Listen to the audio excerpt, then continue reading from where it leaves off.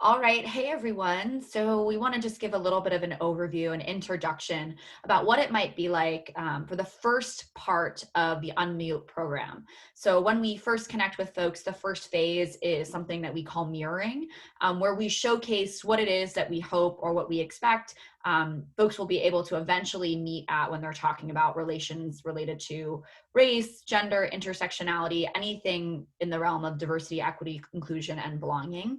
And so Zena and I will take the first few moments at the top of our event or top of the program to really showcase what it's like to navigate a really relevant topic in a way that's it can be kind of tricky or sensitive depending on your perspective. So we're going to talk today a little bit, give you a little snippet of an example of one of those conversations by talking about our experiences with COVID. So I'm going to turn it over to Zena, who's going to share a little bit about what it was like for her and her family during that time. So Zena, maybe start by talking a little bit about what your experience has been so far.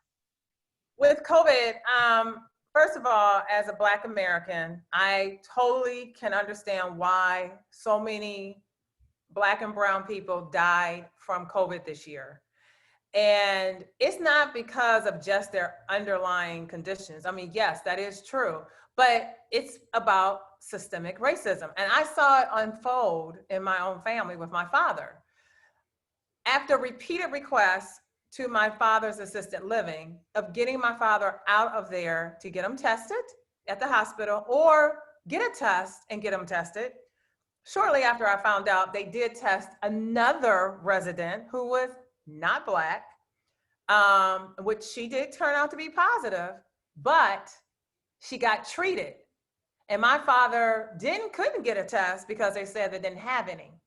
And I begged them, I pleaded with them to the point where, fortunately, I have a big network in the Detroit area where I'm from.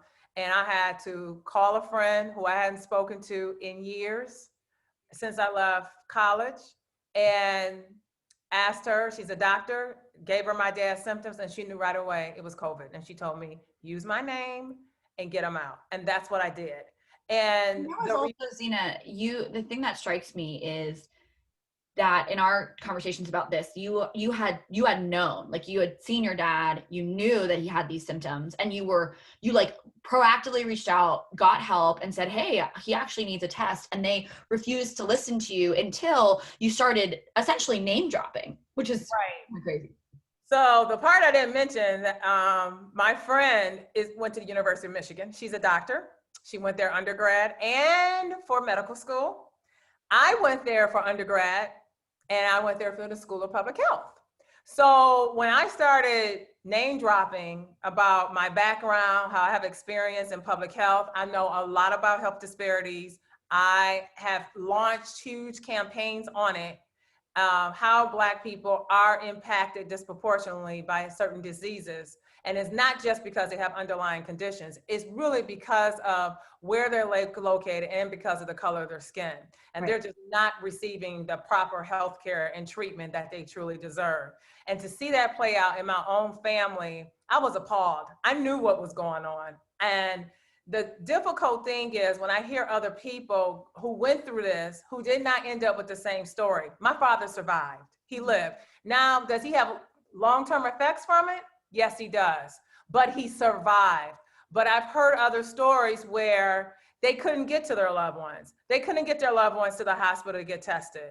And their loved ones died in nursing homes and assisted living. And it breaks my heart to hear those stories only because of my background, that I have to say it's a blessing to have it. And if I didn't have it, I would have ended up in that same situation just like everybody else. What's interesting about this is, like, number one, it's something that I think anyone you speak to who is not white would essentially look at that and be like, oh yeah, this is just another day in the life of insert minority or whatever kind of term you want to use.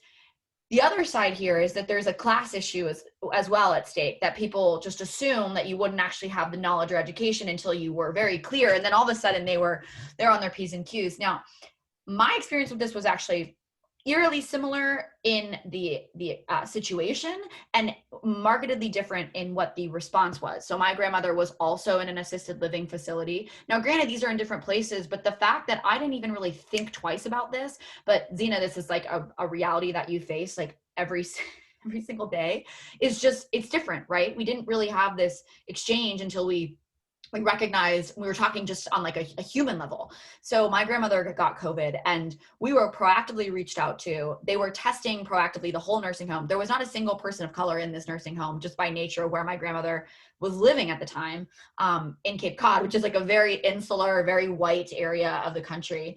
And so they were proactively testing everyone. We always got a track on where my grandmother was when she was transferred. We had nurses calling us from different facilities as she was like on the move. It was obviously, stressful because she's old and got sick, but ultimately didn't feel like there was any concern. Like, my mom was listened to. She was, pitched through to multiple doctors. Like, there was no disparity. And the other reality is, I would never assume that there would be, which is also crazy because that's just a different place in which I live, right?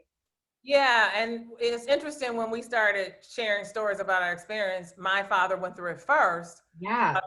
Experiences, it just blew me away to hear how the ease that you had going through the system And and you were like up on the phone, like, it's crazy. stress I was going through. Now, eventually, I did end up at your level where doctors were calling me, nurses were Well, calling. because you name dropped and you shared your education and your degree, which was already, by the way, pre-assumed that we would have had that sort of knowledge, education, and that we knew what was going on with my grandmother. Like, it's um it's a really interesting picture to look at, because from multiple different angles, someone who looks like me probably would be like, oh, well, maybe you just got the wrong doctor, or like maybe the nursing home just didn't communicate well, or maybe it was like an individual level. But when you think about it from a systemic lens, like, there are people all over the country who have these exact exchanges, and they look like us, like in different race or age or ethnic class, whatever it is, which makes it a pattern. Exactly, and it is a pattern. And so it's been, and because I saw it, I am frightened to put my father back into into an assisted living or a nursing home. Right now, he's in a living situation, and he has two Black caregivers. So, and they call me, they keep me abreast of what's going on with my dad, and I trust them. And they are taking care of my father just as much as, how I would take care of my dad. So now I don't trust the system. Right. And I was taught in the system to understand how to utilize hospitals and healthcare, how to navigate it. And now somebody who has a master's degree doesn't trust it herself, because I actually witnessed this firsthand. I believe that. Cool. Well, that's a little flavor of one portion of what we might dive into. And obviously, as we continue to roll through these experiences and customize our conversations to each group, the mirroring will change. So hopefully that gave you a little flavor of what this might look like. And we look forward to kind of teaching you a little bit more about our process as we go. Awesome.